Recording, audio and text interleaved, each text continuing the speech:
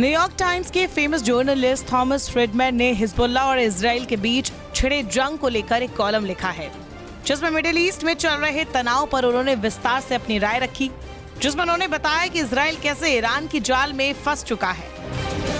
The New York times के कॉलमिनिस्ट Thomas Fridman एक महत्वपूर्ण घटना के बारे में बात करते हैं। इजराइल द्वारा एक प्रमुख ईरानी मिलिशिया नेता की हत्या के जवाब में ईरानी रिवॉल्यूशनरी गार्ड्स ने इजराइल पर मिसाइलें दागी। ज्यादातर मिसाइलों को रोक दिया गया, लेकिन कुछ क्षति हुई और कुछ चोटें आई। इस हमले ने इजरायली नेताओं को इस बात पर चर्चा करने के लिए प्रेरित किया है कि कैसे प्रतिक्रिया दी जाए, जिसमें मामूली जवाबी कार्रवाई से लेकर ईरान के परमाणु स्थलों पर संभावित हमले तक के विकल्प शामिल है, संभवतः अमेरिकी समर्थन के साथ। फ्रिडमैन मिडिल ईस्ट में तनावपूर्ण स्थिति पर जोर देते हैं, जिसमें परमाणु हथियारों से जुड़े व्यापक संघर्ष का खतरा है।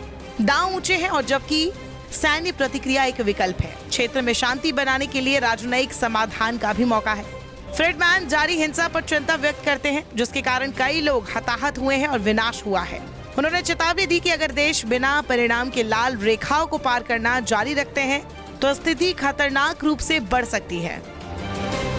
जानकारी की माने तो फ्रिडमैन ने अपने इस कॉलम में लिखा है कि ईरान के जाल में इजराइल फंस गया है। सबसे बड़ी बात कि जर्नलिस्ट ने लिखा कि अमेरिका को ईरान के इस ट्रैप के बारे में पता था, फिर भी बाइडेन प्रशासन ने इजराइल को इस ट्रैप में फंसने से नहीं रोका। इसके लिए फ्रिडमैन ने लिखा, ईरान ने इजराइल को चारों तरफ से घेर लिया है। ईरान अपने साथियों की मदद से इजराइल का रक्त बहाकर मारना चाहता है। फ्रिडमैन ने अपनी राय दी कि जंग का फौरी कारण है कि ईरान नहीं चाहता कि बाइडेन इजराइल, फिलिस्तीनी अथॉरिटी और सऊदी के बीच शांति स्थापित कराने में कामयाब हो, बल्कि ईरान की योजना है कि इजराइल को हमास, हिजबुल्लाह, हुती इराक में, ईरान समर्थक शिया चरमपंथी और वेस्ट बैंक के मिलिटेंट की मदद से चारों तरफ से घेर लिया जाए। ईरान की रणनीति है कि फिलिस्तीनियों और लेबनानियों की भले ही मौत हो, लेकिन एक भी ईरानी की जान न जाए। इजराइल की दिक्कत यह भी है कि जब उसका अस्तित्व संकट में है तो नेतन्याहू अपनी राजनीति बचाने में जुटे हैं। यहूदी राज्य संकट में है। ईरान की बड़ी योजना है कि इजराइल को धीरे धीरे खत्म किया जाए, अमेरिका के सहयोगियों को कमजोर किया जाए और क्षेत्र में अमेरिका के प्रभाव को कम किया जाए। थॉमस फ्रिडमैन ने अपने इस कॉलम में इजराइल के लिए कुछ सुझाव भी दिए हैं। फ्रिडमैन के मुताबिक इजराइल को धैर्य से काम करना होगा, क्योंकि ईरान के सहयोगी रातों रात खत्म नहीं हो सकते। इसके लिए उसे हथियारों की जरूरत पड़ेगी और अरब और यूरोप के देशों का साथ हासिल करना होगा। इसके अलावा इजराइल, जिसे दुनिया भर में गजा के नरसंहार के लिए आलोचना का शिकार होना पड़ा है, फ्रिडमैन के मुताबिक इजराइल को अपनी साख दोबारा हासिल करनी चाहिए और तुरंत हमास से सीज फायर पर बात फाइनली करनी चाहिए। खैर, ये सभी सिर्फ राय और सुझाव है, लेकिन इसकी संभावना को नकारा नहीं जा सकता।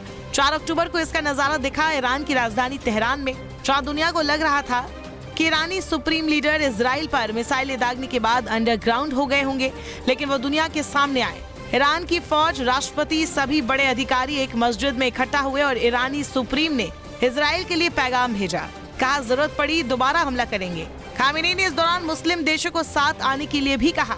तो ऐसे में साफ है कि ईरान के हौसले बुलंद है और अगर फ्रिडमैन की ये थ्योरी सच साबित होती है तो ये इजराइल के लिए, उसके अस्तित्व के लिए और नेतन्याहू के लिए निश्चित तौर पर घातक साबित होगा। नमस्कार, मैं हूं मानक गुप्ता। अगर आपको हमारा ये वीडियो पसंद आया हो तो इसे लाइक और शेयर जरूर करें और हाँ, हमें सब्सक्राइब और फॉलो करना ना भूलें, ताकि आप देश और दुनिया की कोई खबर मिस ना करें। तो जुड़े रहिए हमारे साथ और देखते रहिए न्यूज़ 24।